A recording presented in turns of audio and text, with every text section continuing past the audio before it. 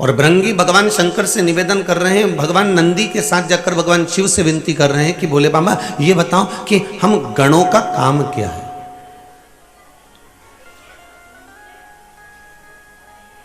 हम गणों का काम है क्या, हम गण किस काम के लिए, हम गण क्या कर सकते हैं, आप वो बताइए।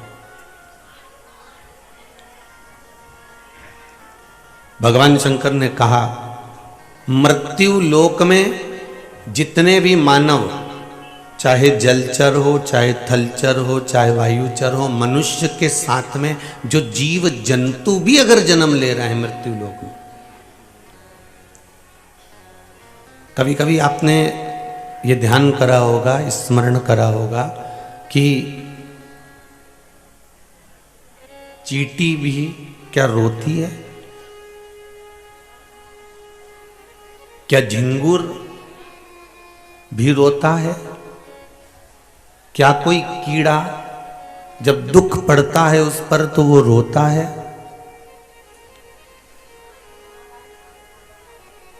एक छिपकली, एक मकड़ी, एक चिड़िया, एक पक्षी, एक पशु क्या रोता है? शिव महापुराण की कथा कहती है उस जीव को भी रोना आता है, जब दुख होता है तो वो भी रोता है। जितने आप जहां से भी आप लोग निकलते होगे, जाते होगे, आते होगे, आपको जितने भी वृक्ष खड़े मिलते होंगे, जो वृक्ष जगह जगह पर मिलते होंगे, क्या ये भी रोते हैं? क्यों नहीं रोते? 84 लाख योनियों में 20 लाख योनि तो वृक्ष की है।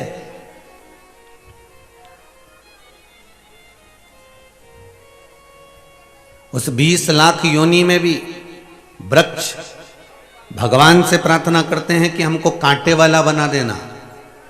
20 लाख योनियों में वृक्ष कहते हैं हमें कांटे वाला बना देना, पर हमको फल वाला मत बनाना। क्यों? अगर फल वाला वृक्ष बनाओगे तो लोग हमको पत्थर मारेंगे, नोचेंगे, तोड़ेंगे, चढ़ेंगे, खींचेंगे, मारेंगे, इसलिए हमको फल वाला मत बनाना।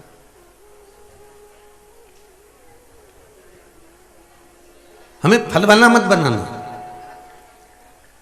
जिस वृक्ष में फल लगने लगते हैं उस वृक्ष पर लोग पत्थर मारने लगते हैं। आपके मोहल्ले में इमली का पेड़ हो तो देख लेना, बेर का पेड़ हो तो देख लेना, आम का पेड़ हो तो देख लेना, लोग उस पर पत्थर मार रहे हैं, लोग उसको खींच रहे हैं, लोग उसको डालियों को नोच रहे हैं। कोई उसके ऊपर चढ़ गया, कोई खींच रहा है, कोई तोड़ रहा है, कोई मोड़ रहा है। और अगर 20 लाख योनियां तो वृक्ष की हैं, 84 लाख योनि में से ये लता पत्र ये जितने दिख रहे हैं आपको, दुर्वा है, घास है, ये सब 20 लाख योनि के अंतर्गत आ जाते हैं। वो वृक्ष भगवान से कह रहे हैं हमें फल वाला मत बनाना। और एक बात अपनी जिंदगी में उतार कर रखिए, फल वाले वृक्ष पर लोग पत्थर मारते हैं, फल वाले वृक्ष पर लोग टहनियां खींचते हैं, पर कोई कांटे वाले वृक्ष को पत्थर मारता है क्या? नहीं। जितने आस्था पर श्रवण कर रहे हैं, जितने फेसबुक यूट्यूब पर सुन रहे हैं, भाव से कहना कोई कांटे वाले वृक्ष को पत्थर मारेगा? नहीं मारेगा। कोई कांटे वाले वृक्ष को नोचेगा? नहीं नोचेगा। जिसमें फल लग रहे होंगे उसी पर पत्थर पड़ेगा, जिसमें फल लग रहे होंगे उसी को नोचा जाएगा, जिस पे फल लग रहे होंगे उसी की पत्तियों को तोड़ा जाएगा, उसी डाली को तोड़ा जाएगा। उसी तरह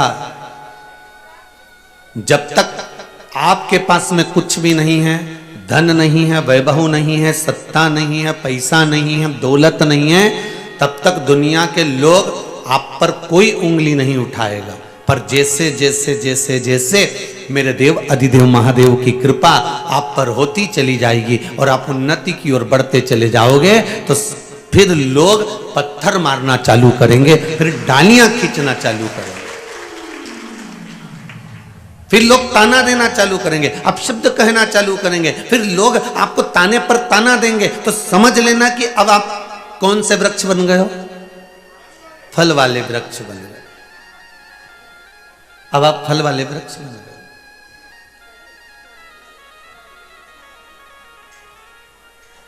अब आप कांटे वाले नहीं रहे हो। जब भगवान हाथ पकड़ लेता है और अपनी ओर अग्रण्य कर देता है, वैभव की ओर, सत्ता की ओर, धन की ओर, निरोगता की ओर, तो दुनिया के लोग फिर पत्थर मारना प्रारंभ कर देते हैं। एक सुंदर पत्र है, किसी ने भेजा है। जितने पढ़े हैं ये हैं, जो नहीं पढ़े हैं वो ये हैं। पढ़ेंगे जब वो भी वर्णन करेंगे वो।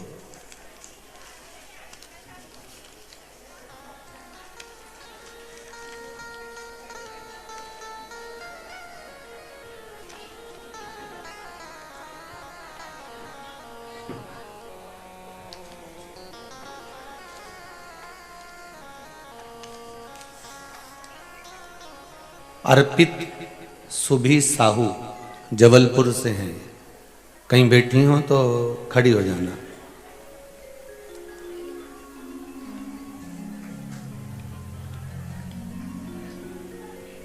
आप ही हैं बेटा? आपने लिखा है, माइक पहुंच सकता है क्या? देख,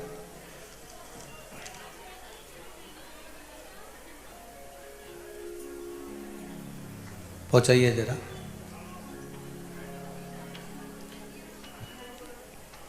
एक दूसरे को देते जाओ, बढ़ाते जाओ, पहुंच जाएगा।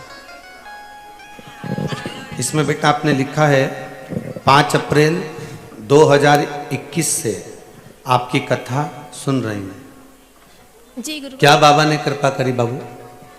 5 अप्रैल 2021 को मैंने घर में एक कथा रखी। मेरी बुआ उस कथा में आई। उन्होंने आपके बारे में बताया। जो हमारे पास कुछ बचा हुआ था उससे मैंने कथा करवाई।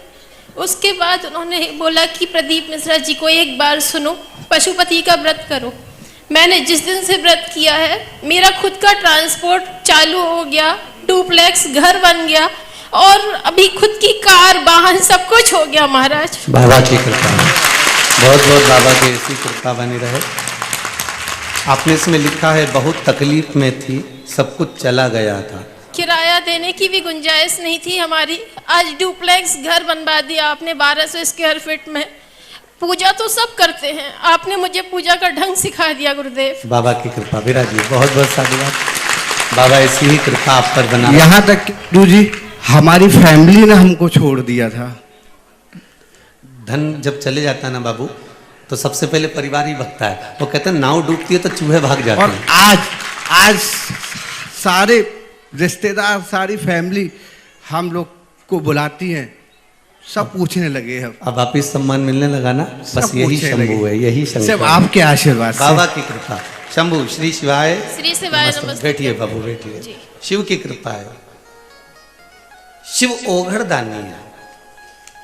आप अगर विश्वास रखे हो शंकर के प्रति, अगर आपका भाव निर्मल है और दिल से आप अगर शंकर को रिझा रहे हो, तो उसकी मिलन में देरी नहीं हो सकती।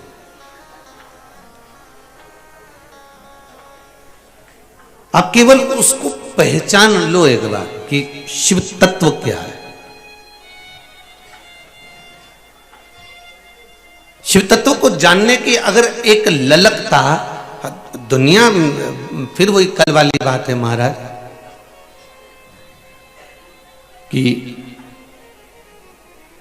संसार सागर में जन्म लिया है, उतार और चढ़ाव जिंदगी के आते रहेंगे, पर सब साथ छोड़ दें दो। पर एक निवेदन है, आप बाबा का दरबार मत छोड़ना, शिव का द्वार मत छोड़ना, आप शंकर का द्वार मत छोड़ो। दुनिया कहेगी, ताने भी दहेगी, अपशब्द भी कहेगी और कहती रहेगी, उसका कर्म है कहने का। एक पत्र में किसी ने लिखा है,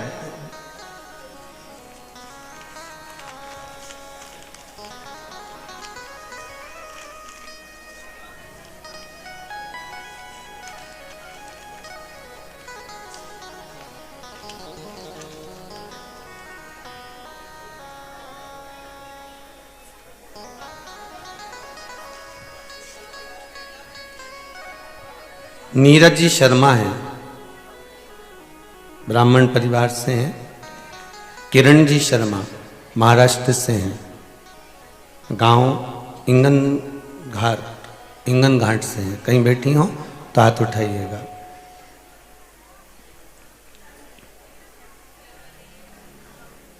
आप ही हैं? माइक दीजिए जरा।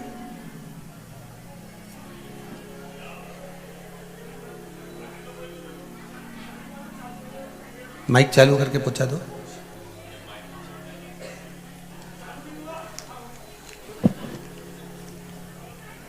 श्री शिवाय, श्री शिवाय। आपने बहन लिखा है, गुरुजी मैं किरण शर्मा जी हाँ। महाराष्ट्र से आई हूँ। जी हाँ। इंदौर अपने भाई के यहाँ आई थी। जी हाँ। परिवार सहित क्या हो गया था? मेरे भाई शांत हो गया था, पर मैं 2 कदम भी नहीं चल सकती थी। जी। भोलेनाथ की ऐसी कृपा हुई कि मैं गंगा सागर होके आई हूँ अभी। बाबा की कृपा। अचानक मेरी बहू के क्या हो गया था? बहू को पैरों में तकलीफ है मेरे। नहीं, आपका इसमें लिखा है बहू को भी कुछ तकलीफ हो गई थी। किसको? बहू को। मेरी बहू को एकाएक डॉक्टर ने बोला कि हार्ट में प्रॉब्लम है। पर जब से मैंने भगवान का ध्यान किया और प्रार्थना की तो भगवान की कृपा से वो सब प्रॉब्लम अपने आप सॉल्व हो गया। हो गया? ऑपरेशन जी तो नहीं हो रहा ना? नहीं हुआ। बस ठीक है। आपने लिखा है इसमें ऑपरेशन का बोल दिया था डॉक्टर हाँ, ने। हाँ, हाँ। तो अब ठीक है ना? अब बिल्कुल ठीक है। बस बस बैठिए बैठिए। श्री शिवाय नमस्तुभ्यम। नमस्तुभ्यम। शिव उपासना करिए और शंकर की भक्ति। आपको कहीं नंदी और भृंगी शिव के गण भगवान शंकर से पूछ रहे हैं कि हमें क्या करना, हमारे लिए आज्ञा क्या है। ये शिव के गण भगवान शंकर से पूछ रहे हैं। भगवान शिव ने कहा तुम्हारा एक ही काम है। थोड़ी चोंगे जैसी आवाज आ रही है बाबू। भगवान शिव के गणों ने पूछा कि हमारे लिए आज्ञा क्या है, हम क्या कर सकते हैं, वो बताया जाए। तब भगवान शंकर ने कहा तुम्हारा एक ही काम है, तुम्हारे लिए केवल एक ही क्रम है कि मृत्यु लोक में चाहे जलचर हो, चाहे थलचर हो, चाहे वायुचर हो, चाहे मृत्यु लोक में रहने वाला छोटे से छोटा जीव क्यों ना हो, उसके भीतर क्या चल रहा है और वो क्यों रो रहा है, उसके रोने का कारण क्या है, उसको क्या दुख है, ये आप मुझ तक पहुंचा दें।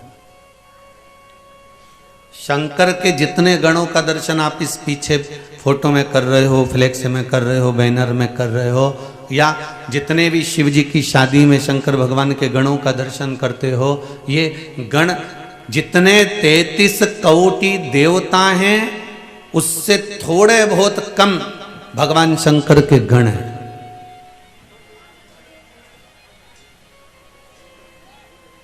भगवान शिव के गण भी कोटि कोटि है और कोटि कोटि वो गण भगवान शंकर के वो गण कोटि कोटि। ये सब पर चाहे वो पशु हो, पक्षी हो, जलचर हो, थलचर हो, वायुचर हो, जितने भी जीव जहाँ विराजमान होते हैं, उन जीवों के रोने की दशा क्यों रो रहे हैं, क्या कारण है, उनको तकलीफ क्या है, उनको दुख क्या है, उसका कारण ये जो गण हैं ये जान जाते हैं और जानकर देव अधिदेव महादेव से जाकर, देव अधिदेव महादेव से जाकर बोल देते, भगवान शिव से जाकर कह देते।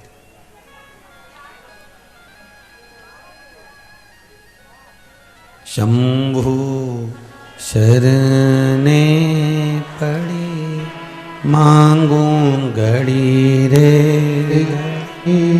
दुख काटो दया करी दिल डालो। शंभु शरणे पड़ी मांगू घड़ी रे घड़ी दुख काटो दया करी न दर्शन आपो। भगवान शिव की कथा कर रहे हैं। एक चींटी भी रोती है, एक पक्षी भी रोता है, एक पशु भी रोता है, एक जलचर जल में रहने वाला जीव भी रोता है, एक वायु में रहने वाला, एक थल पर रहने वाला जीव भी रोता है।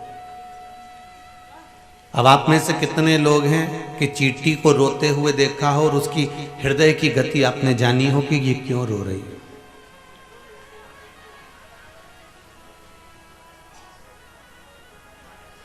चींटी को घबराहट होती कि नहीं होती? जैसे तुमको घबराहट हो जाती है एकदम, कहीं भीड़ में गए या कोई एकदम तुम्हारे ऊपर आया, कोई चीज पत्थर तुम्हारे ऊपर एकदम आया तो घबराओ कि नहीं घबराओ? तो चींटी घबराए कि नहीं घबराए? जब तुम्हें घबराहट होती है तो चींटी को भी होती होगी। तुम देखना, उसको जरा सा तुम टच कर लेना, बस वो घबराई और बात घबराहट हुई कि नहीं हुई? उसको भी घबराहट, उसको भी घबराहट आई कि नहीं? चींटी को भी घबराहट हो रही है। चींटे को पकड़ना चाहोगे तो चींटे को भी घबराहट हो रही है। जलचर, थलचर, वायुचर जितने जीव हैं, इनको अगर आप थोड़ा सा भी कष्ट दोगे, थोड़ी भी तकलीफ दोगे तो इनको भी घबराहट होने लगती है। और अगर इन जीव को अगर आप मारने का प्रयास करोगे तो ये भी रोते हैं, इनको भी तकलीफ उत्पन्न हो जाती है, इनको भी कष्ट होता है।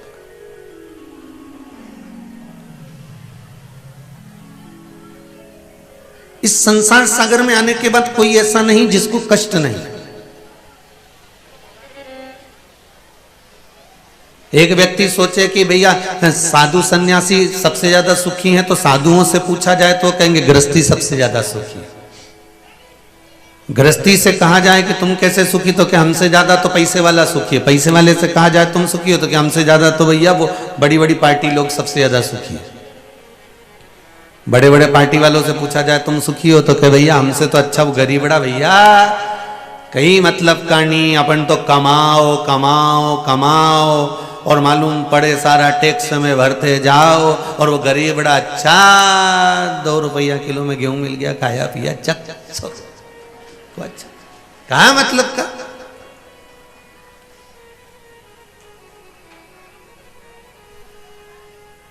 धन को बचाने का भी टेंशन, रखने का भी टेंशन, तो उससे तो वो गरीब बड़ा बड़ा। फिर गरीब बड़े से पूछा तू सुखी है? अरे अपन काय का सुखी भैया, देखो पैसे वाले कितने जोरदार गाड़ी में घूम रहे हैं, बंगले में रह रहे हैं, जमीन। तो यहाँ तो प्रत्येक व्यक्ति के हृदय में दुख समाहित ही चलता रहता है, चलती रहती है, दुख समाहित चलता ही रह रहा है। उसकी परिभाषा के अंतर्गत दुख उसके अंतर्गत घूम ही रहा है।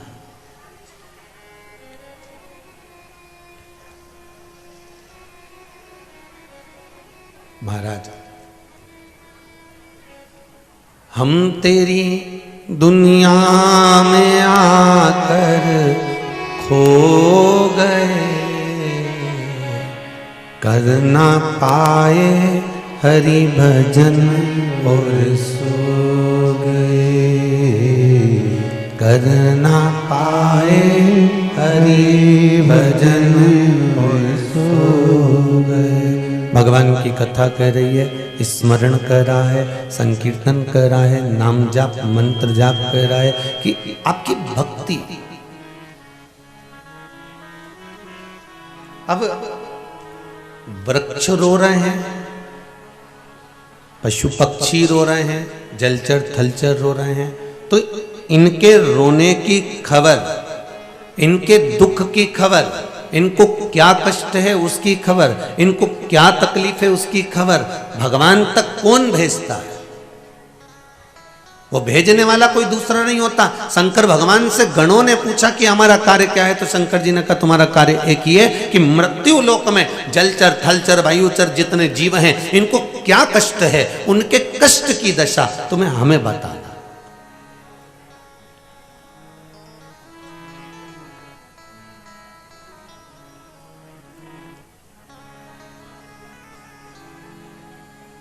एक बार भृगु ऋषि तीनों देवताओं की परीक्षा करने के लिए चले, ब्रह्मा विष्णु और महेश की।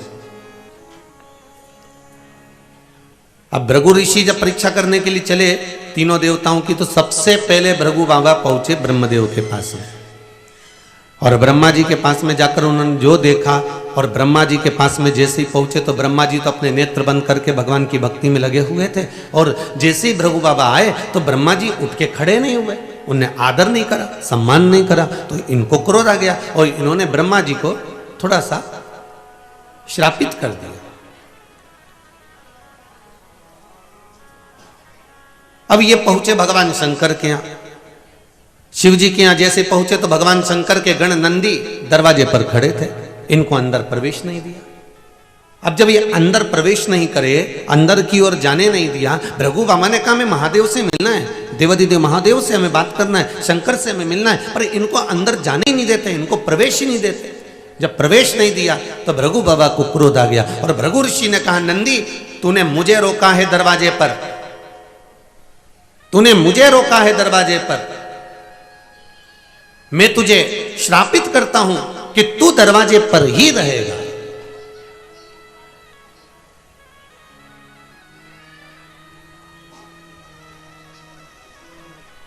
अब पहुंचे भगवान विष्णु के यहां, नारायण सो रहे थे, जाते से भृगु बाबा ने लात का प्रहार कर दिया, चरण का प्रहार करा छाती पर।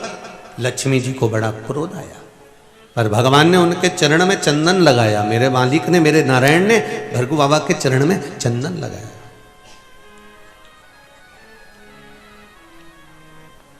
भृगु ऋषि के चरणारविंद में चंदन, तो माता लक्ष्मी ने पूछा प्रभु चोट तुम्हें लगी है तो तुम्हारी छाती पर चंदन लगाना चाहिए, तो आप भृगु ऋषि के चरण पे चंदन लगा रहे हो। भगवान कहने लगे भृगु बाबा के चरण बड़े कोमल कोमल हैं, मेरा शरीर पे मारा चल गया पर इनके चरण में चोट नहीं लगना चाहिए, इसलिए इनके चरण में मैं चंदन लगा रहा हूं, इनके चरणों में मैं चंदन लगा रहा हूं। अब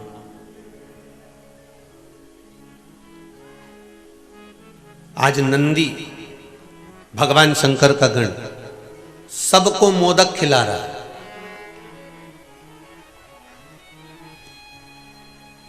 अगर आपको कोई श्राप दे दे, आपको कोई गाली दे दे, आपको कोई अपशब्द कह दे, तो आप में से कितने लोग हैं जो दुनिया के लोगों को लड्डू खिलाएंगे, मिठाई खिलाएंगे? नहीं साहब, तुम्हें तो रसगुल्ला खाना ही पड़ेगा, आज मेरे रिश्तेदार ने मेरे को गाली दी है। नहीं साहब, तुम्हें तो खाना ही पड़ेगा।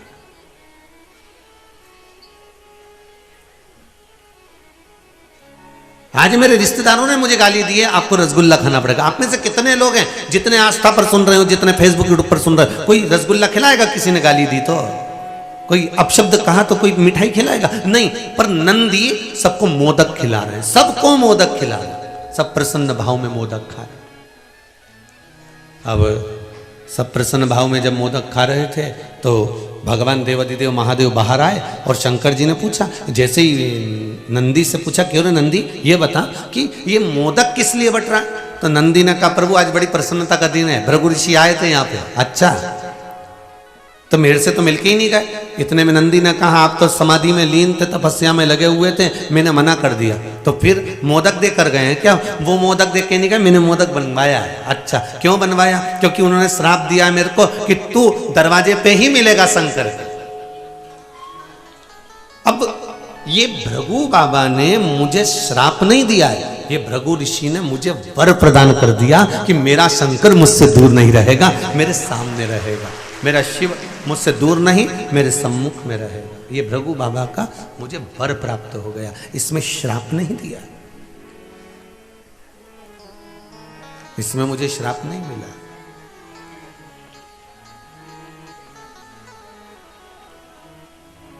मुझे वर प्रताप, मुझे वर प्राप्त किया है, मुझे वर प्रदान किया है कि आप शिव के सम्मुख में रहो, भगवान शंकर के साथ। और फिर निवेदन है, अगर आप शंकर के दरवाजे जा रहे हो, शिव की उपासना में जा रहे हो, शिव के द्वार जा रहे हो, शंकर के भजन में जा रहे हो, 12 ज्योतिर्लिंग के दर्शन करने के लिए जा रहे हो, शिव मंदिर में जा रहे हो, तो भगवान से कहना कि बड़ी कृपा है आपकी जो आप मुझे यहाँ भेज रहे हो, बड़ी कृपा।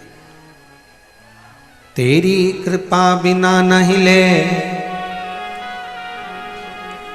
एक भी अणु,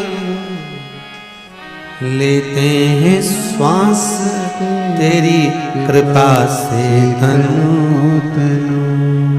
हे गंगाधार मुक्ति द्वार ओमकार तू, भोले ओंकार तू, आयो शरण तिहार भोले तार तार तू। भगवान शिव की कथा कर रही हो, गणदानी शंकर का चरित्र कर रहा है, देवादिदेव महादेव का चरित्र कर रहा है। उसकी अगर कृपा है और आप शिव मंदिर तक जा रहे हो, शंकर के भजन तक जा रहे हो, तो उसमें शिव की कृपा जाना।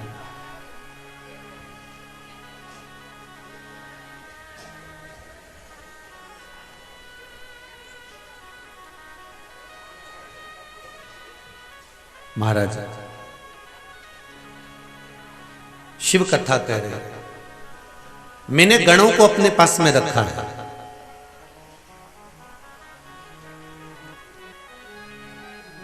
ये गण जो मेरे पास में रह रहे हैं, इनको मैंने एक काम दिया है, आपके मन की दशा को मुझ तक पहुंचाना। आपके मन में क्या चल रहा है, आपके भीतर क्या चल रहा है, आपके मन की दशा क्या है, आप क्यों दुखी हो,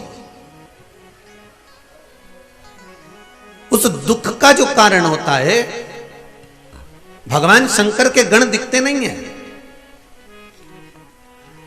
भगवान शिव के गण कभी नजर नहीं आएंगे आपको, पर भगवान शंकर के गण आपके बीच में, आपके सम्मुख में होते हैं।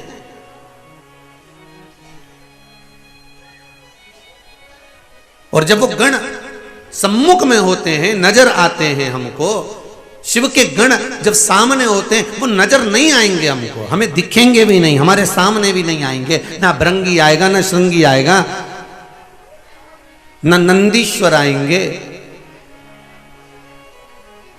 पर हमारे भीतर अगर कोई बात है और हमने उसमें शिव का स्मरण कर लिया है, हमने शंकर का अनुमोदन कर लिया है, हमने शिव को याद कर लिया है, तो ये पक्का है कि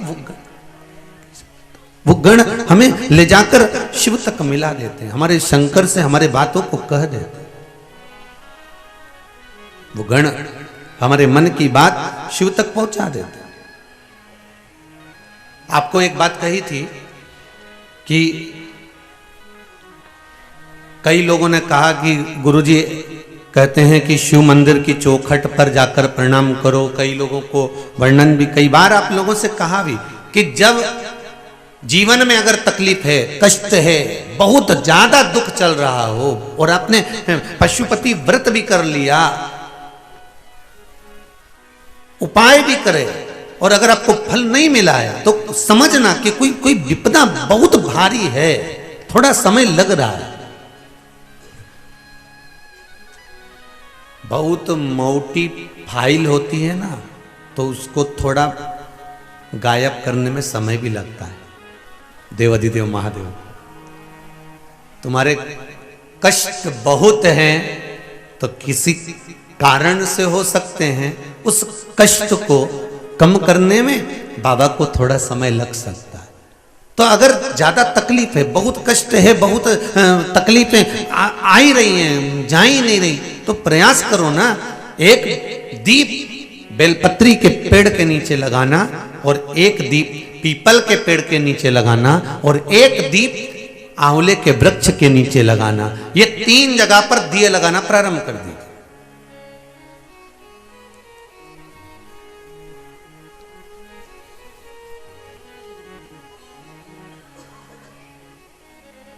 और तीनों जगह दीप लगाते समय भाव प्रकट करते रहिए। श्री शिवाय नमस्तुभ्यं, श्री शिवाय नमस्तुभ्यं, श्री शिवाय नमस्तुभ्यं। भाव प्रकट कर दो। वहां जब दीप लगाओ तो अपने मन की कामना कर कर बेलपत्री के वृक्ष के, और शुरुआत कहां से करना है? बेलपत्री के वृक्ष से शुरुआत करना।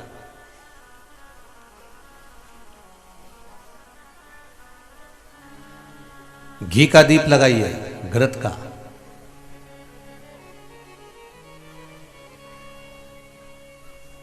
और घी का दीप लगाकर बेलपत्री के वृक्ष की छांव में बैठकर, बेलपत्री के वृक्ष की छाया। अच्छा, कई लोग को उपाय जब बताया जाता है तो इतने इतने समझदार लोग हैं कि जो गमले में बेलपत्री का पेड़ है ना, उसमें उपाय करते हैं।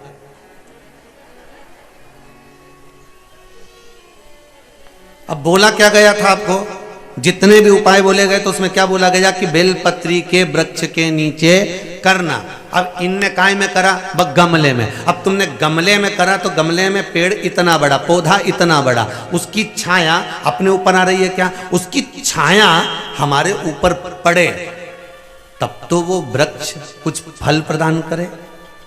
अब तुम धूप में बैठे हो और धूप में बैठे हो और धूप में अगर कोई छाता तुम्हारे पास में होगा तो तुम उसकी छाया में रहोगे। अब उसी तरह जैसे छाते की छाया में चलोगे तो पानी नहीं लगेगा, धूप नहीं लगेगी, कभी हवा भी चल गई, छाता साइड में कर लिया, हवा भी नहीं लगेगी। उसी तरह कई उपाय लोग करते जरूर हैं। उनसे कहा कि आपको बेलपत्री के पेड़ के नीचे ये चढ़ाना है या बेलपत्री के पेड़ के नीचे ये करना है, तो उन्होंने सोचा अपन तो एक काम करो, 50 रुपए का बेलपत्री का पौधा अपने घर पे ही ले चलो, वहीं गमले में लगा लेंगे, वहीं पूजन करते रहेंगे और वहीं पे सारे उपाय करते रहेंगे। अब महाराज चिल्ला चिल्ला के कह रहा सियोर वाला की बेलपत्री के पेड़ के नीचे करो, तो पेड़ के नीचे का मतलब है कि वृक्ष की छांव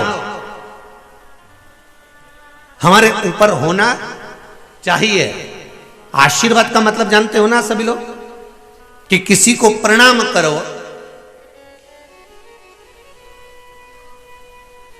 तो उसके हस्त कमल की छाया, जिसको तुमने प्रणाम करा है, जिसको तुमने नमन करा है, उसके हस्त कमल की छाया आपके ऊपर पड़ना चाहिए।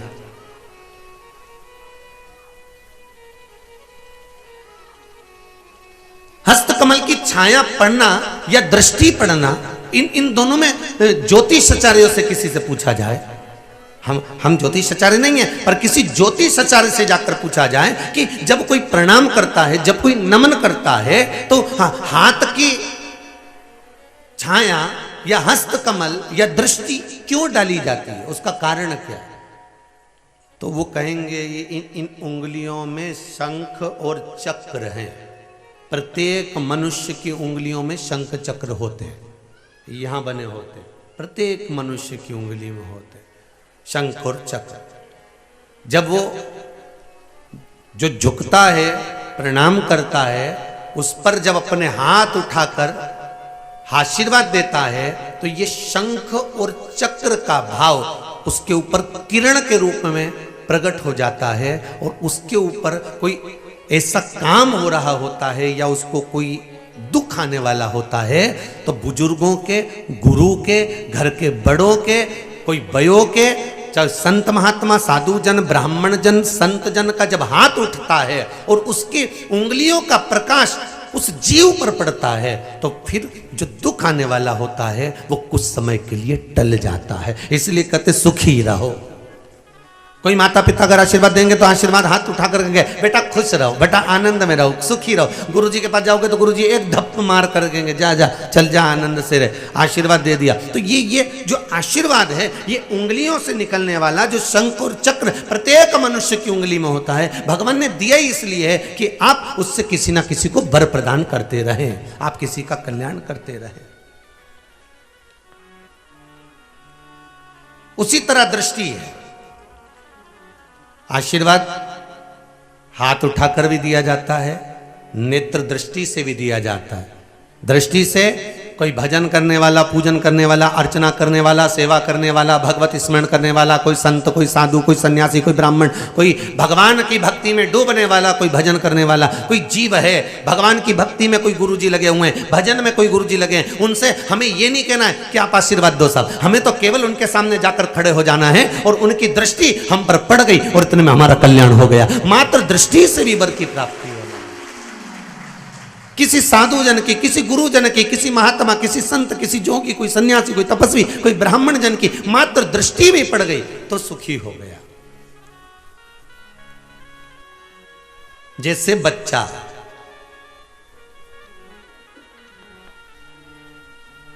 घर पे बीमार रहता है, जैसे ही हॉस्पिटल की सीट, और बच्चे ही नहीं, कई कई लोगों की आदत ऐसी है, कई कई बूढ़े लोगों की भी आदत ऐसी है, घर पे इनका पेट दुखे न कमर दुखे और जैसे ही हॉस्पिटल में ले गए आधे से ज़्यादा बीमारी, बुखार तो खत्म ही।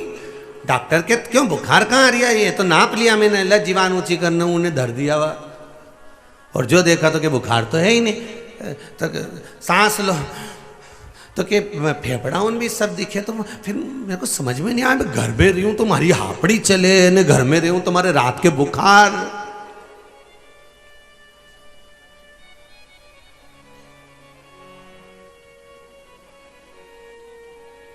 पर डॉक्टर साहब मेरे को तो लगता है कि आपका हाथ लगते से ही ठीक हो जाओ। अब डॉक्टर को कौन बताए कि ये डॉक्टर के पास जाके क्यों ठीक हो, क्योंकि पहले के बच्चे जो पैदा होते थे वो दादी और नानी के घर में पैदा होते थे, तो इनका जो नानी के घर पैदा होता था उसका प्रेम नानी से ज़्यादा होता था, जो दादी के घर पैदा होता था वो दादी के प्रेम ज़्यादा होता था, जो बच्चे हॉस्पिटल में पैदा होते हैं इनका डॉक्टर सिस्टर से प्रेम ज़्यादा होता है। तो जब तक ये साल भर में 6 महीने में 3 महीने में एक आध बार हॉस्पिटल नहीं जाए, मौसी से नहीं मिल के आए और मामा से नहीं मिल के आई नहीं, तब तक इनका भले ये बस 500 रुपये इनके लगे और ये ठीक हुआ, क्योंकि ये मौसी और मामा को याद करे कि इनके घर में तो जाना पड़ेगा क्योंकि यहाँ पैदा हुआ हूं।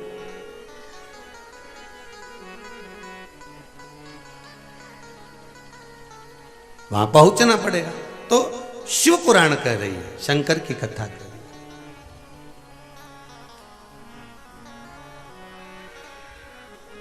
है। दुख आया रहे महाराज,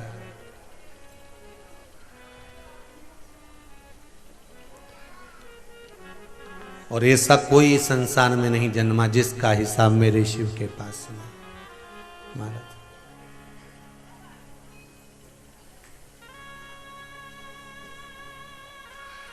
जितना जिसके अंदर क्या चल रहा है, आप मंदिर में जाकर क्या बोल रहे हो, मंदिर में जाकर आपने क्या विनय करा है, क्या निवेदन करा है, क्या विनती करी है, या मंदिर में नहीं भी पहुंचे तो आप जहां बैठकर भगवान की भक्ति धारण कर रहे हैं, जहां बैठकर आप भगवान का भजन धारण कर रहे हैं, वहां आपकी चित्त वृत्ति में क्या चल रहा है। ये नंदी भृंगी जितने भी गण हैं भगवान के, ये सब शिव जी के पास जाकर भगवान शंकर से जाकर निवेदन कर देते हैं,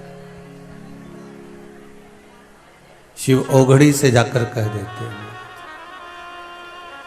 इसलिए निवेदन है आपसे, आप जब भी मंदिर में जाएं या ना जाएं, आपने अगर दिल से भगवान को रिझाया, दिल से बोला है, तो भगवान रिझ जाए। केवल आपको मन से कहना है भगवान से, शंभु शरणे पड़ी मांगू घड़ी रे घड़ी दुख काटो, दया करी दर्शन दया करी दर्शन। केवल आप बाबा से जाकर, भगवान शिव से जाकर, भगवान ओघड़दानी से जाकर निवेदन करेंगे, आपको उसका सुख, उसका आनंद आपको प्राप्त होगा। आप विनय करें बाबा से, कभी भी एक बात का स्मरण अपने भीतर रखना कि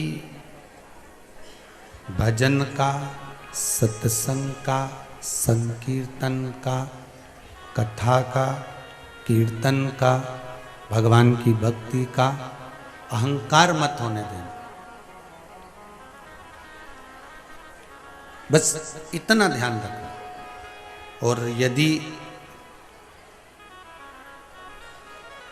कभी भगवान की भक्ति में डूबने का मौका मिले तो उसमें दिखावा मत होने देना।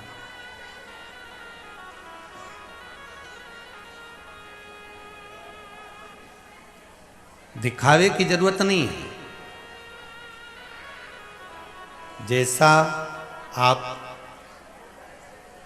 कभी कई जगहों पर तो लोग दिखावे के चक्कर में कथा सत्संग आदि होवे तो उसमें कुछ ज़्यादा बढ़ चढ़ कर दिखा देवे, पर कभी आप मौका मिले तो जो टीवी पर आप भगवान का स्वरूप देख रहे हो, या मंदिर बनते हुए देख रहे हो, या गौशाला देख रहे हो, या वृद्धाश्रम बनते हुए देख रहे हो, जैसा आपको टीवी पर दिख रहा है वैसा कि वैसे ही कभी आप इधर इंदौर जाएं या भोपाल जाएं तो चितावली या हेमा रुकते हुए जाएं, देखते हुए जाएं सीहोर के पास में कि जो दिखा टीवी पर वैसा है कि नहीं। भक्ति, भजन में, भक्ति में, भगवान के स्मरण में दिखावा नहीं होना चाहिए। उसमें दिखावे की जरूरत नहीं पड़ती। आप तो केवल जितना आप बोल रहे हैं, जितना आप स्मरण कर रहे हैं, शिव कथा कर रही है, शंकर जी का अनुमोदन कर रहा है, शिव तत्व कर रहा है। 3 जगह पे वृक्ष का स्मरण, दीप का स्मरण करें। पहला कहां लगाना है? जम के बोलिए जरा। बेल पत्र के वृक्ष के नीचे, ठीक है। दूसरा पीपल के वृक्ष के नीचे, और तीसरा आंवले के वृक्ष के नीचे। ये 3 जगह पर कहते हैं ब्रह्मा, विष्णु और महेश, इन तीनों को दीप लगाने के बराबर फल प्राप्त हो जाता है। या ब्रह्माणी, लक्ष्मी और पार्वती, इन तीनों को दीप लगाने के बराबर फल प्राप्त हो जाता है। ये 3 जगह पर लगाया गया दीप, 3 जगह पर प्रकट करा गया दीप का फल प्राप्त हो जाता है। साउंड आज ठीक नहीं है बाबू, इसको सेट करिए जरा।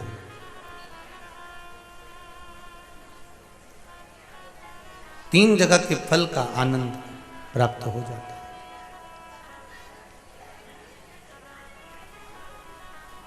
शिव महापुराण की कथा कर रही है, भगवान शंकर का पावन चरित्र वर्णन कर रहा है।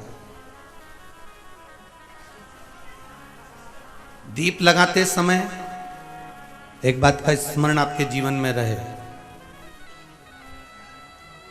जब भगवान को दीप प्रकट करें, प्रज्वलित करें, तो प्रयासरत रहें, प्रयास करें कि आप जब दीप प्रज्वलित करें तो ये मन की कामना कर कर करें कि हम भगवान को प्रसन्न करने के लिए दीप लगा रहे हैं।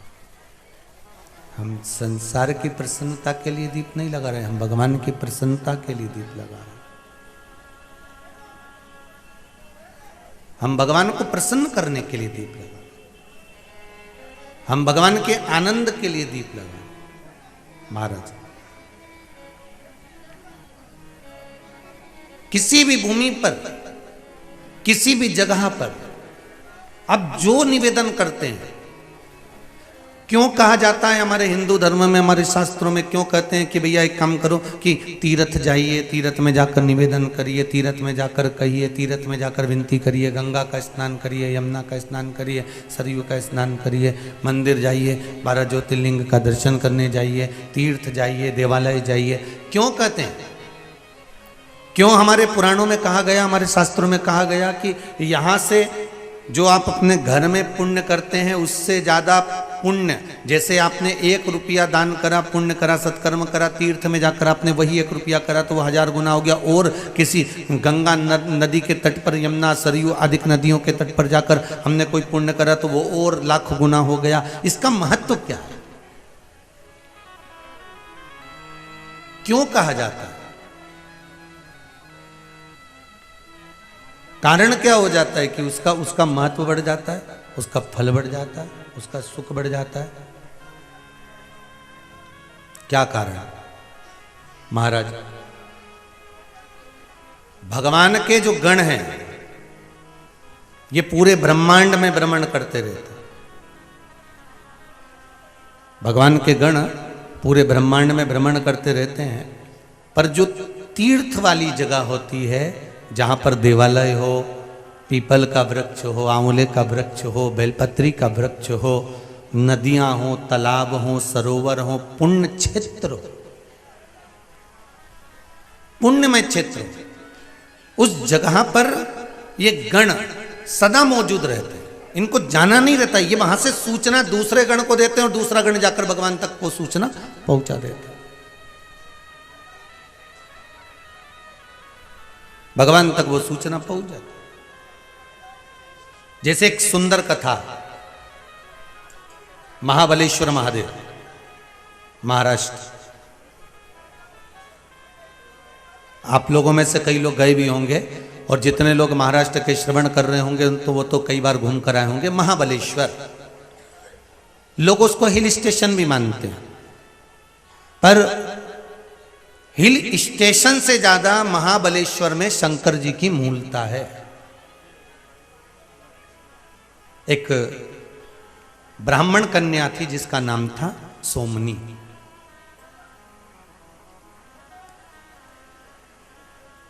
और वो ब्राह्मण कन्या सोमनी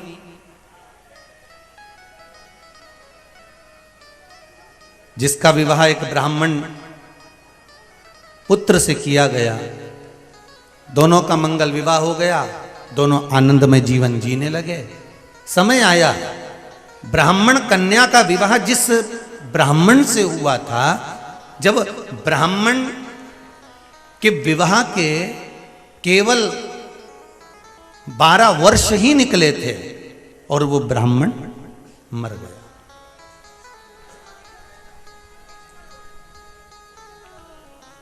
अब वो ब्राह्मण मर गया।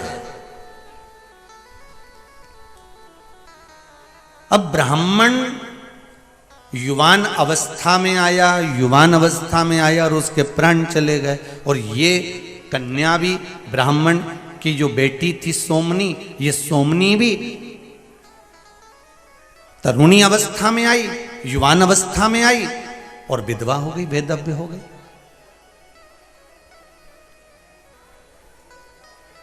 अब सोमनी जब बेधव्य हो गई और युवान अवस्था थी इसकी, कुछ जिस ब्राह्मण घर में ये ब्याही थी, जिस ब्राह्मण के साथ में ब्याही थी, ब्राह्मण तो मर गया पर घर परिवार में देवर जेठ नातेदार रिश्तेदार कुटुंब कबीले वाले सभी थे। और ये ब्राह्मण सोमनी, ब्राह्मण की पत्नी जब युवान अवस्था में थी, तरुणी अवस्था में थी, तब इसका पति मर गया। और पति के जाने के बाद ये अपनी कहीं सहेली के साथ में जलाशय से जल लेने जाती है। महाराज जब जलाशय से जल लेने के लिए गई और जलाशय से जल जब लेकर आती है तो सखियों का साथ मिल जाता है, सखियों का संग मिल जाता है। और सखियों का संग मिलता है तो इसकी दृष्टि, सोच, विचार, बुद्धि, चित्त व्यभिचारी हो जाता है।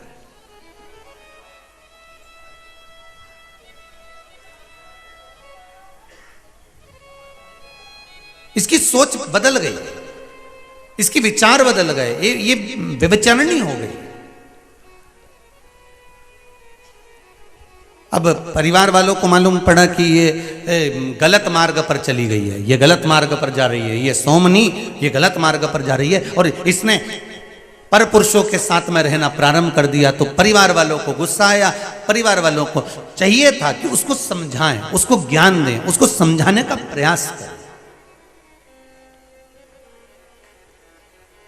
जब कोई बच्चे गलत मार्ग पर जाते हैं तो मेरा माता पिताओं से निवेदन है, उसको मारना नहीं, उसको डांटना नहीं, उसको समझाने का प्रयास करना। हमारे शिव महापुराण में ऐसे ऐसे शिवलिंगों का वर्णन आता है साहब कि उस शिवलिंग के पास का जल मात्र लाकर पिला दिया जाए। जैसे आपको कहा था शिव पौड़ी का जल मदिरा पीने वालों के लिए श्रेष्ठ होता है। पांडुकेश्वर का जल, शरीर में लकवा लग गया, शरीर की इंद्रियां काम करना बंद कर दी, हाथ पैर से विकलांग हो गए, तो पांडुकेश्वर का जल काम करना प्रारंभ कर देता है।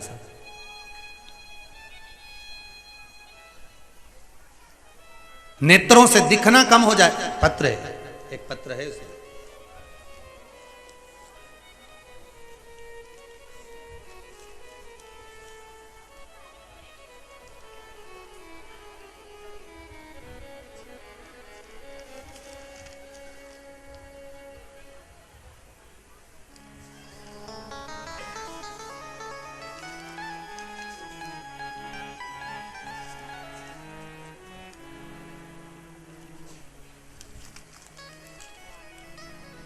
मीना वर्मन मुंबई से हैं। कहीं बैठी हैं? मीना वर्मन मुंबई से। मैं मुंबई से आई हूँ। अशोक सोनी की बहन हूँ। रुद्राक्ष महोत्सव में अपने बेटे को लेकर आई थी मुंबई से।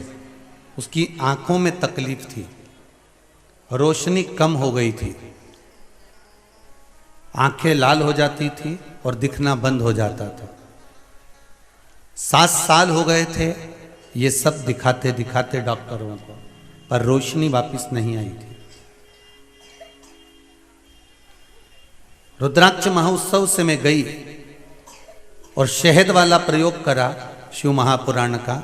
अब मेरे बेटे को दिखना चालू हो गया, उसकी नेत्र ज्योति वापस आ गई है। ये पत्र में लिखा है उसने। शिव उपासना का फल क्या है?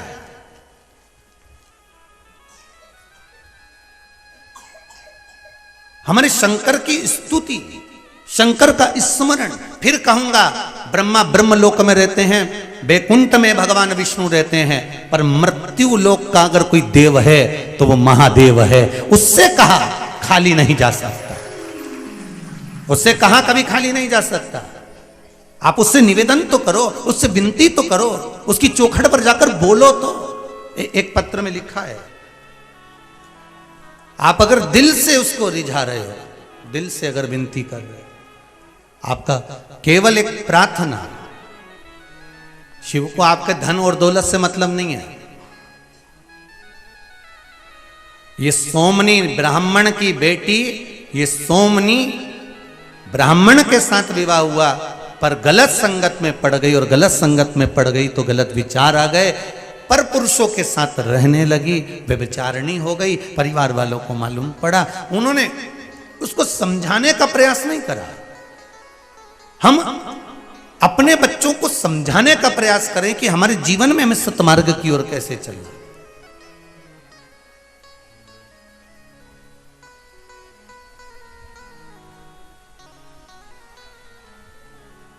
अभी 2 साल से पहले जब कोरोना महामारी चली, इसके पहले मंदिर में केवल पंडित जी घंटी बजाते थे, आरती उतारते थे और भगवान का पट बंद कर देते थे। पर ये 2 वर्ष जो कोरोना महामारी के निकले हैं और लोगों ने शिव महापुराण की कथा को श्रवण करना प्रारंभ करा, तो अब केवल मंदिर में अकेले पंडित जी नहीं रहते, आरती करने वाले भी साथ में रहते हैं, पूजन करने वाले भी साथ में रहते हैं। क्यों? क्योंकि हमने खुद भगवान को हवा बना दिया था कि लोग मंदिर तक जाते ही नहीं थे। लोगों को हमने डरा दिया था कि लोग मंदिर तक नहीं पहुंचते थे। अब शंकर से लोगों का इतना प्रेम हो गया, भगवान से इतना प्रेम जागृत हो गया कि लोग मंदिर की सीढ़ी छोड़ते नहीं है। एक बार पशुपति व्रत पूरा हो जाता है, दूसरी बार फिर चलने के वापिस चालू हो जाता है। एक काम पूरा हुआ, दूसरे काम में फिर पूरा। एक पत्र में किसी ने, बहन जी ने लिखा है कि हम तो हर 3 महीने में बाबा के दर्शन करने आ जाते हैं, क्योंकि बाबा 3 महीने में हमारा काम पूरा कर देता।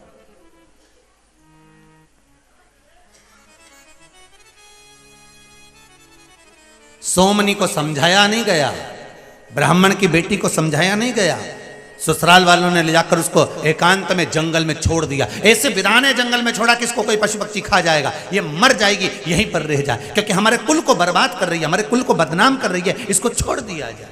अगर कोई नशे में डूबा हुआ है, कोई बेकार कर्म में डूबा हुआ है, तो क्या हम उसको छोड़ देंगे? हम उसको ले जाकर जंगल में पटक देंगे? हम उसको ले जाकर कहीं छोड़ देंगे? नहीं, उसको समझाने का प्रयास करो, उसको शिव की भक्ति में डुबाने का प्रयास करो, उसको भगवान के भजन में डुबाने का प्रयास करो। कह दो उससे, तुझे काम नहीं करना ना, मत कर। मंदिर में झाड़ू लगा, पोछा लगा, शिव मंदिर की आराधना कर, शंकर की भक्ति धारण कर। कभी तो शंकर की भक्ति में डूबेगा तो एक दिन तो शंकर उसका हाथ पकड़ेंगे। वो वाली बात याद रख लो, वो टेढ़ी चोटी वाली। भला है बुरा है ओ मेरा पति तो मेरा। बस मेरा देव अधिदेव महादेव भी यही कहता है, भला है बुरा है जैसा भी है, मेरा भगत ही तो है। बस शिव जानता है, आप गलत हो ये शंकर को मालूम है, आप अच्छे हो ये शंकर को मालूम है, आप गलत काम कर रहे हो तो उसको माना, समझाओ, डांटना है थोड़ा बहुत डांट लो, पर ये नहीं कि उसको ले जाकर हम कहीं पटक किया है, उसको ले जाकर हमने छोड़ दिया तो घर से निकल जा, हमारा संबंध खत्म हो गया, अब नहीं आना, ना मैं तुझे देखूंगी ना तुम मुझे देखना और मेरे संबंध खत्म हो जाए। नहीं नहीं नहीं नहीं महाराज, जिस धागे की गांठ हाथ से खुल सकती है उसको खोलो, केची से मत काटो, उसको खोलो, केची से मत काटो। जब गांठ जम के लग गई हो तब केची का प्रयोग करो। अगर कोई बात प्रेम से सही हो सकती है तो उसको प्रेम से खोलो, जीवान की केची से काट कर अलग मत करो, उसको खोलने का प्रयास। संगत बिगाड़ेगी, सोमनी को बिगाड़ दिया संगत ने, वो जंगल में पहुंच गई, घर के लोग वापिस आ गए, रोती बिलखती अकेली पड़ी थी, पर संगत का असर ऐसा था कि इसको वहां भी वैसे ही मिल गए। एक भील ऐसा मिल गया, वो भी मांसाहार करने वाला, मदिरा पान करने वाला, और उसने इसको देख लिया, युवान थी, तरुणी थी, बड़ी सुंदर थी। उस भील ने अपना साथ बनाया और इसको अपने साथ ले गया। अब अपने साथ ले गया, भूखा मरता क्या ना करता, इसके घर में रहने लगी। भील के साथ में इसने विवाह कर लिया, शादी कर ली। तो जैसा भील मांस लेकर आता है मांस खाती, मदिरा लेकर आता तो ये भी मदिरा पीती।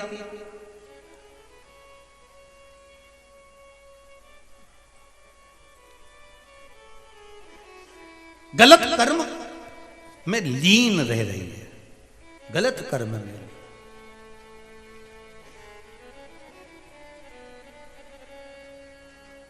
किसी गलत व्यक्ति से विवाह करने के बाद में कन्या सोचे कि मेरा जीवन अच्छा है तो ये जीवन भले अच्छा हो सकता है, पर अगला जीवन बेकार ही होगा, अगला जीवन बेकार ही होगा।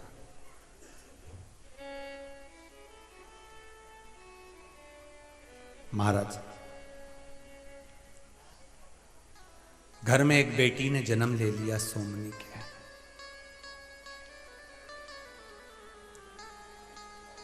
सोमनी नशे में इतनी धुत रहती, जितना वो भील उतनी वो सोमनी। घर में बेटी ने जन्म ले लिया, जन्म लेने के बाद एक दिन भील कहीं चले गया और बेटी को जन्म देने के बाद ये भूख के मारे बिलबिला रही थी, बिलख रही थी, मुझे भूख लगी।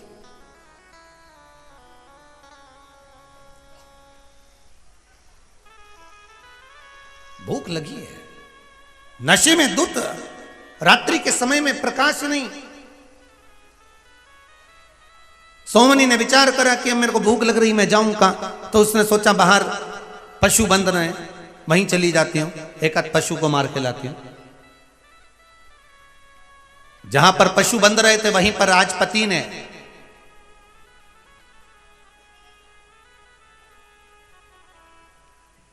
गाय बछड़ों को भी बांध रखा था। ये नशे में इतनी धुत थी, सोमनी पहुंच गई रात्रि के समय पर, भूख से बिलख रही थी, और अंदर जाकर इसने जो नशे में देखा, सामने बकरा बंधा हुआ था, बकरे को खोल कर इसने फरसा उठाकर उस बकरे का सिर काट दिया। खींचती हुई लेकर अपने कक्ष की ओर गई, मांस खाने के लिए लेकर गई थी, पर जाकर क्या देखती है कि ये बकरा नहीं मरा, एक गाय का बछड़ा मर गया था। फिर भी गाय का बछड़ा मर चुका था, और जो बछड़ा मरा इसके मुख से 2 बार निकल गया शिव शिव। परंतु नशा इतना था कि भूख तेज थी, उसको ही खा गया।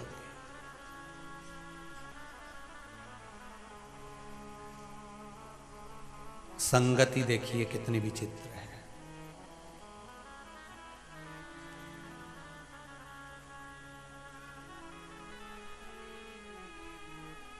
समय आया, कहीं जा रही थी, ब्राह्मण की बेटी थी, इसलिए पछतावे के रूप में 2 बार मुख से क्या निकल गया था?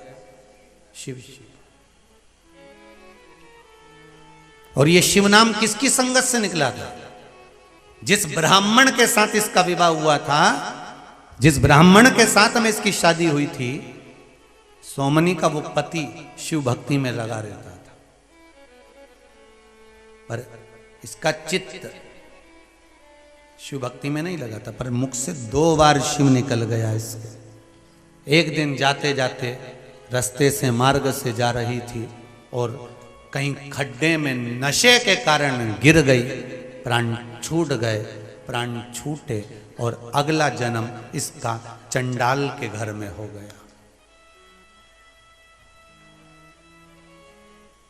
अब पहले भी खाने पीने वाले के घर में पहुंच गई थी, आज फिर अब चंडाल के घर में जन्म हुआ। जन्म से ही आंखें नहीं थी, अंधी थी, शरीर में कोढ़ हो गया था। जन्म देने के बाद में माता पिता मर गए थे, भूख से बिलखती थी, चंडाल के घर में जो मिल जाता था वो खा लेती थी। बड़ी हो गई, नेत्र ज्योति नहीं है, शरीर में कष्ट बहुत है, बिलखती है, रोती है, चीखती है, चिल्लाती है।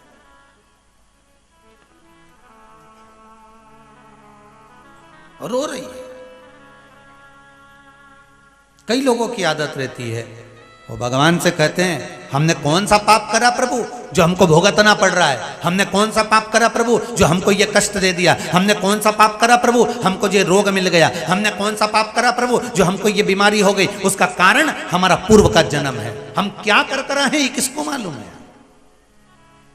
शिव महापुराण की कथा बार बार कहती है, मत बुरे कर्म कर बंदे वरना पछताएगा, भगवान की आंखों से तू बच नहीं पाएगा, तू बच नहीं पाएगा।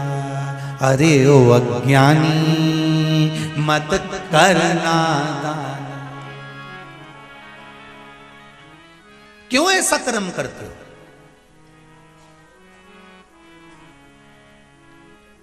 भगवान से कहना, अगर मनुष्य का शरीर दिया है ना भोलेनाथ, तो तेरे संकीर्तन में लगा कर रखना, तेरी सेवा में लगा कर रखना, तेरे भजन में लगा कर रखना, तेरे कीर्तन में लगा कर रखना।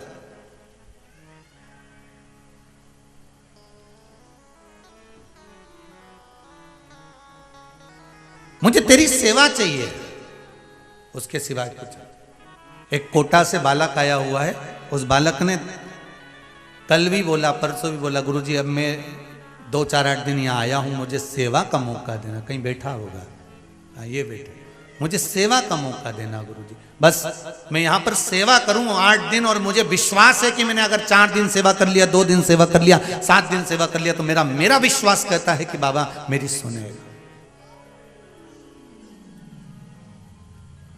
मुझे सेवा दे महाराज। और सीधी सीधी बातें शिव महापुराण भी तो ये कहती है, कर सेवा तू लगन लगाकर, मन में सच्चा भाव जगाकर, ये की आंखें खोलो रे, अब शिव जी के होलो रे।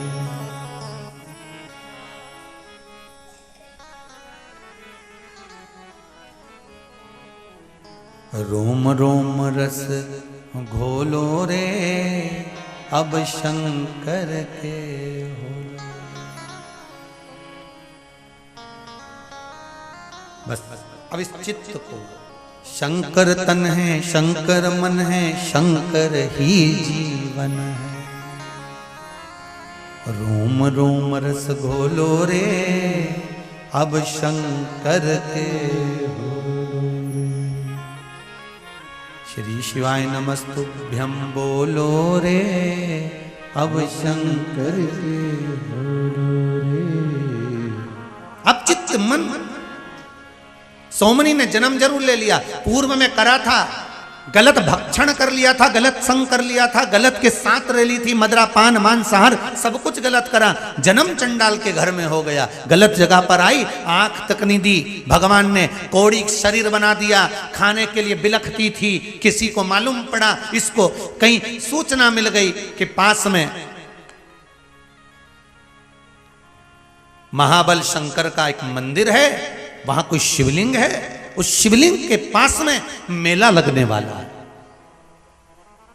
इसने सोचा मेले में जाऊंगी, कुछ खाने का मिल जाएगा, किसी के हाथ का छुड़ा कर ही खा लूंगी, कुछ मिल जाएगा।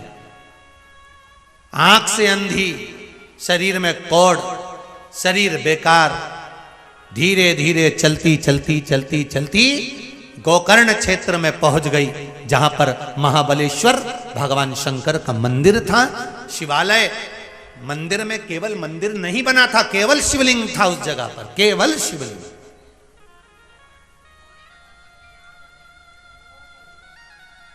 और उस शिवलिंग के पास बहुत दूरी पर शिवलिंग था, ये पहुंच गई, किसी को लगा दया आ गई, किसी को देखो ये मंदिर आई है दर्शन करने के लिए, आंख नहीं है, शरीर में कोढ़ हो रहा है, पूरा शरीर बेकार हो रहा है, तो किसी ने मन में सोचा इसके पास में, बिचारी के पास में बेलपत्र नहीं है चढ़ाने के लिए, तो किसी भक्त ने उसके हाथ में बेलपत्र पकड़ा दिया, ये बेलपत्र ले। अब इसको नहीं मालूम कि किसी ने क्या पकड़ाया, इसको तो पत्ता लगा, अब आंख से अंधी थी, उसने जो हाथ में लिया तो इसको पत्ते सा नजर आया, इसको लगा खाने का सामान तो दिया नहीं, इसने सूंगा तो क्या कोई पत्ती पकड़ा के चले गया, मेरे को तो भूख लगी और अपार भूख लग रही, कुछ खाने को मिल जाए। अब इसको पत्ती दी तो इसने पत्ती को फेंक दिया। अब वो बेलपत्री फेंकी, हवा चली, फिर पत्ती पत्थर से टकरा कर रुक गई, फिर थोड़ी देर बाद हवा चली, पत्ती फिर उड़ी, फिर टकरा कर गिर गई। 4 दिन निकल गए, इसको भूखी प्यासी कौड़ी अवस्था में, अंध अवस्था में पड़ी। 4 दिन की धूप में पत्ती जम के बोलिए सूख गई, सूखी। अब की बार जो हवा चली, पत्ती सीधे शंकर के शिवलिंग से टकरा गई, सीधे।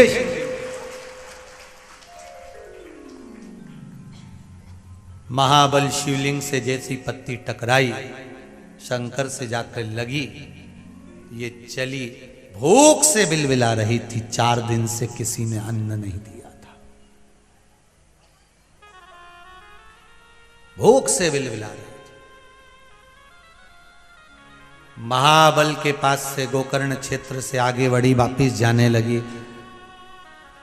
टकराती हुई, गिरती पड़ती, भूख से बिलकती हुई चली, चक्कर खाकर भूख के मारे बिलकती हुई प्राणों को तड़प तड़प के प्राण छोड़ दिए।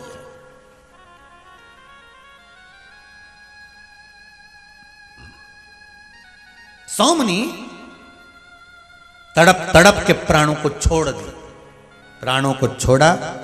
अभी आपको कथा में कहा था, आपकी हर पल में जो मन में चल रहा है, इसकी खबर शंकर को भगवान शंकर के गण दे देते हैं।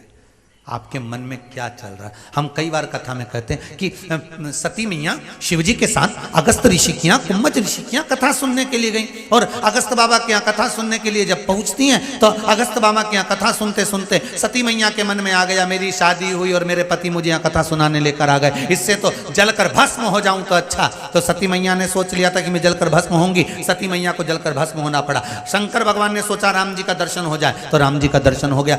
शिव कथा आप चाहे आस्था चैनल पर सुने, आप चाहे मोबाइल पर सुने, आप चाहे फेसबुक पर सुने, आप चाहे यूट्यूब पर सुने, शिव कथा जहां बैठकर सुन रहे हो, आपके मन में जो कामना आ रही है, शंकर के गण वो कामना आपकी पूरी जरूर करते हैं।